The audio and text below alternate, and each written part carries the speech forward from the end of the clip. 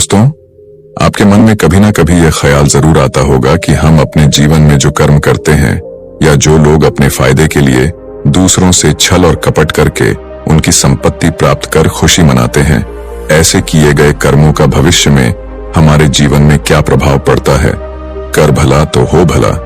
दोस्तों, यह कहावत तो आपने कई बार सुनी होगी, लेकिन कभी सच होते हुए देखा है? अगर आप दूसरों के साथ अच्छा व्यवहार करेंगे और उनके लिए अच्छे काम करेंगे तो आपके साथ भी अच्छा होगा। हम जैसा व्यवहार दूसरों के साथ करते हैं, अच्छा या बुरा वैसे ही हमारे साथ होता है। दोस्तों, यह कहानी बड़ी ही शिक्षाप्रद, महत्वपूर्ण और ज्ञानवर्धक है। मेरा आपसे निवेदन है कि कहानी के अंत तक हमारे साथ में बने रहना। नमस्कार दोस्तों, एक समय की बात है। एक महान तपस्वी अपने आश्रम में रहते थे। एक बार महात्मा के शिष्य संकेत ने उनसे पूछा, गुरुदेव, जीवन में सच्चे धर्म का क्या मतलब होता है? और कर भला तो हो भला, इसका क्या तात्पर्य है? तब महात्मा कहते हैं, मतलब यही है कि तुम जो करो उससे दूसरों का हित होना चाहिए। और महात्मा ने कहा कि चलो, इसका मतलब मैं तुम्हें एक कहानी के माध्यम से समझाता हूं। किसी राज्य में एक नव विवाहिता शादीशुदा पति पत्नी रहते थे। वह दोनों एक छोटे से घर में रहते थे। राजेश बहुत ही गरीब था। वह किसी तरह से मेहनत करके अपने घर का पालन पोषण करता था। जिनका का काम मिट्टी के खिलौने बनाकर बेचना उनका काम था। राजेश को खिलौने बेचकर दिन भर काम करने के बाद 100-150 रुपए मिल जाते थे। उसमें से वह रोजाना घर के लिए कुछ खाना लेता था और बचे रुपये अपनी पत्नी को दे देता था। हर बार की तरह राजेश ने खिलौने बनाए और अपनी पत्नी लता को दिखाने लगा और कहने लगा कि आज के मेले में तो सारे खिलौने बिक जाएंगे। तब लता कहती है, हाँ, खिलौने बने तो अच्छे हैं, लेकिन बहुत कम खिलौने हैं। ये तो मेले में जाते ही बिक जाएंगे। आप पूरे दिन क्या करोगे? तब राजेश ने कहा, तुम सही कह रही हो, इतने खिलौने से क्या होगा हमें, और मिट्टी की मूर्तियां बनानी चाहिए, लेकिन मिट्टी खत्म हो गई है और अभी मिट्टी लाने के लिए साहूकार के खेत से मिट्टी लानी होगी। मैं मिट्टी लेकर आता हूं, तब तक तुम इनका ध्यान रखो। तब लता कहती है, साहूकार के पास क्यों, यही पास से ले आओ। राजेश कहता है, साहूकार के खेत की मिट्टी से खिलौने चिकने और काफी अच्छे बनते हैं। उनके खेत की मिट्टी काली है। तब लता ने कहा, ठीक है, जाकर जल्दी आना, उसके साथ काम करने मत बैठ जाना और साहूकार को पहले ही पूछ लेना, वरना वह बाद में पैसे मांगने लगे। इतना सुनकर राजेश वहां से निकलने लगा। राजेश काफी भोला था, जिसका फायदा गांव वाले उठाते और उसे अपना काम करवा लेते। राजेश साहूकार के घर पहुंच गया। तब राजेश ने देखा कि साहूकार तो घर पे नहीं है, लेकिन मुनीम जी, हे चलो उनसे ही पूछ लेता हूं। मुनीम जी राजेश से पूछता है, अरे यहां कैसे आना हुआ? राजेश ने मुस्कुराते हुए कहा, मुनीम जी, मैंने सुना है आपके तालाब वाले खेत की मिट्टी काफी अच्छी है, तो अगर आप इजाजत दे तो मैं ले लूं, क्योंकि आपकी मिट्टी से मेरे खिलौने काफी अच्छे बनते हैं। तब मुनीम मन ही मन सोचता है, अरे साहूकार ने वैसे भी मुझे उस खेत के कुएं को खोदने के लिए कहा है, तो क्यों ना मैं इस बेवकूफ से करवा लूं। वैसे भी सारे गांव का बोझा उठाते हुए घूमता है, क्यों ना मैं भी बहती गंगा में हाथ धो लूं। मुनीम ने कहा, अरे राजेश बेटा, इसमें क्या पूछना, तुम तो जाकर कभी भी ले सकते हो, और वैसे भी साहूकार तुम्हें काफी अच्छा समझते हैं। और हाँ, तुम पूछने आए ही हो तो मैं तुम्हें एक राय देना चाहता हूँ। तुम्हें खिलौने बनाने के लिए नरम और चिकनी मिट्टी चाहिए होगी ना?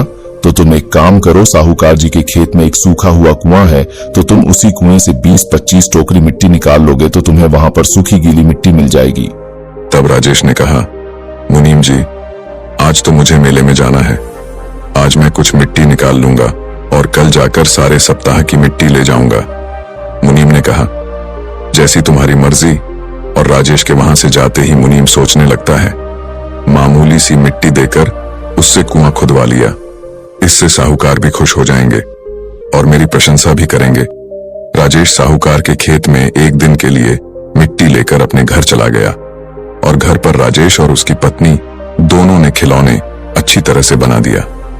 फिर खिलौने सूखने के बाद राजेश खिलौने को मेले में बेचकर घर चला आया, जिससे उसकी अच्छी कमाई हो गई, जिससे वह बहुत खुश हो गया और लता को मुनीम की सारी बातें बताने लग गया कि मुनीम जी ने कितने अच्छे तरीके से उसे समझाया और उन्होंने इतनी मिट्टी के कुछ भी मूल्य नहीं लिया और ढेर सारी मिट्टी ले जाने के लिए बोला है। और वह भी बिना किसी पैसों के कल ही जाकर मिट्टी ले आऊंगा। ऐसे ही राजेश कुछ दिन वहां से मिट्टी लाता और उससे खिलौने बना के मेले में बेच कर आता।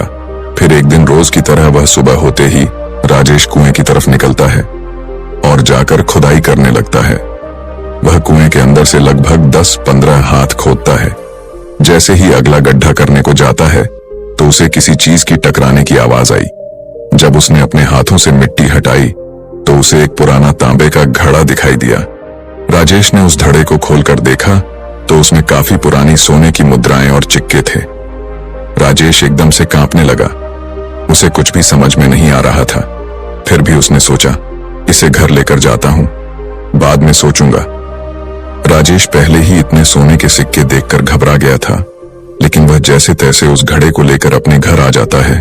तब उसकी पत्नी उससे पूछती है, अरे आप सूर्योदय पर घर से निकले थे और अब सूर्यास्त का समय हो चुका है। आप मिट्टी लाने गए थे या कुआं खोदने गए थे क्या? मिट्टी लेकर आने में इतना समय लगता है और इतने समय से आपने सिर्फ एक हांडी मिट्टी ले आए हो। तब राजेश ने उसे धीरे बोलने को कहा और घर के अंदर गया और सोने की मुद्राएं दिखाई। तब लता ने उसे पूछा, क्या आपने कुछ गलत काम तो नहीं किया ना? तब राजेश ने हंसते मुस्कुराते हुए कहा, अरे मेरी बात तो सुनो, जैसे तुम सोच रही हो वैसा कुछ भी नहीं है। जब मैं साहूकार के खेत में गया मुझे कुएं से मिट्टी निकालने को कहा था, लेकिन जब मैं उसे कुएं को खोदा तो मुझे यह घड़ा मिला जिसमें यह सोने के सिक्के थे। तब लता पूछती है, अच्छा हुआ आप इसे घर लेकर आए और आपने किसी से इसके बारे में कहा तो नहीं? इतने में तो हम अमीर हो जाएंगे, हमारी स्थिति सुधर जाएंगी और फिर आपको खिलौने बेचने नहीं जाना पड़ेगा। तब राजेश ने गुस्से से कहा, नहीं, ये तुम क्या कह रही हो? ये सोने के सिक्के हमारे नहीं हैं, तो इन पर हमारा हक नहीं है। लता कहती है, हम क्यों नहीं ले सकते? इन मोहरे को राजेश कहता है। माना सारे गांव वाले मुझे बेवकूफ समझते हैं, लेकिन मुझे इतनी समझ है कि अगर इस बात का पता साहूकार जी को लगा तो हमें जेल जरूर जाना पड़ेगा। और वैसे भी इनका हकदार तो साहूकार ही है। मैं कल ही जाकर साहूकार को यह सारा धन देकर सब बता दूंगा और सिक्के उन्हें दे दूंगा।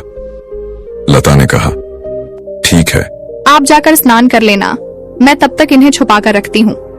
लता मन ही मन सोचती है, यह आदमी तो इतना ईमानदार है, अगर मैं इसके सामने एक भी सिक्का लूं तो चिल्ला पड़े।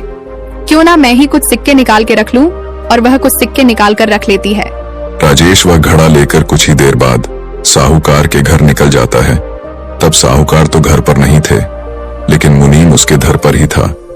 तब वह राजेश के हाथ में घड़ा देखकर उसे पूछता है, अरे बेटा, क्या हुआ, मिट्टी चाहिए क्या?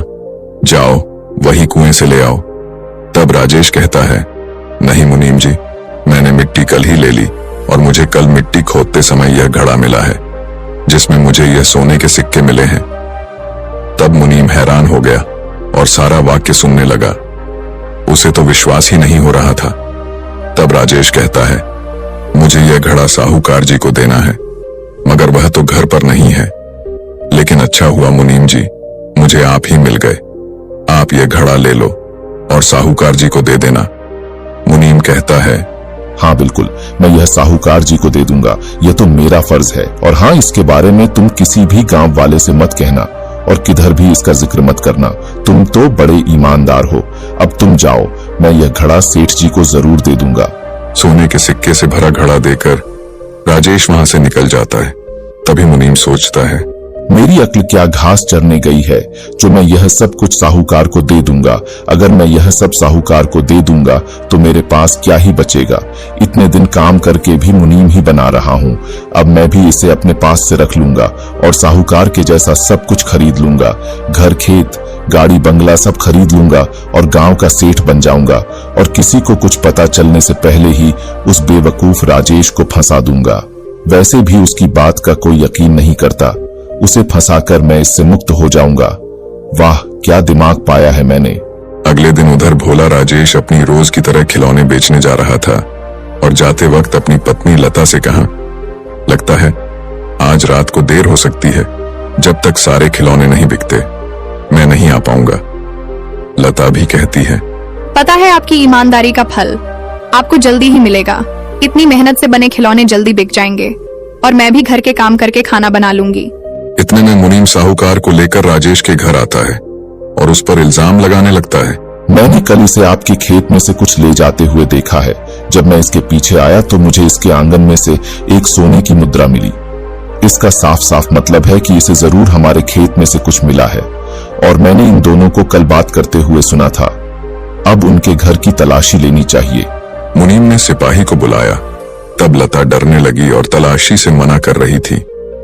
तब राजेश ने सारी घटना साहूकार जी को सुनाई और कहा, जब मैं आपके खेत के कुएं में खुदाई कर रहा था तब मुझे सोने के सिक्के मिले तो थे और मैंने वह सिक्के मुनीम जी को लाकर दिए थे। साहूकार को मुनीम पर भरोसा था, इसीलिए उसने मुनीम की बात को ही सच माना था और राजेश से कहा कि मैं तुम्हारे घर की तलाशी लेना चाहता हूं। राजेश कहता है, क्यों नहीं, आप जरूर मेरे घर की तलाशी ले सकते हैं, क्योंकि मुझे जो मिला था मैंने वह मुनीम जी को लाकर दिया था और आपको देने के लिए भी कहा था। मुझे किसी बात का डर नहीं है, आप बेझिझक मेरे घर की तलाशी ले सकते हैं। लता के मना करने पर मुनीम कहता है, जरूर, सोने के मोहरों के साथ साथ इन्हें और कुछ भी मिला होगा, इसीलिए तो यह हमें रोक रही है। फिर उन्होंने तलाशी ली।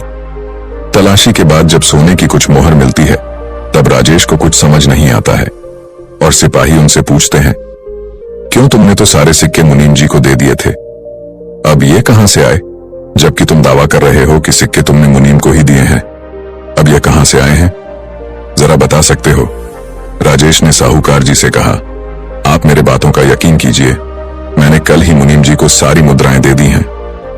साहूकार भी राजेश से पूछने लगे, जब तुमने सब कुछ मुनीम को दे दिया था तो यह कहां से आया, सीधे सीधे बताओ, वरना सिपाही तुम्हें कारागार में जरूर डाल देंगे।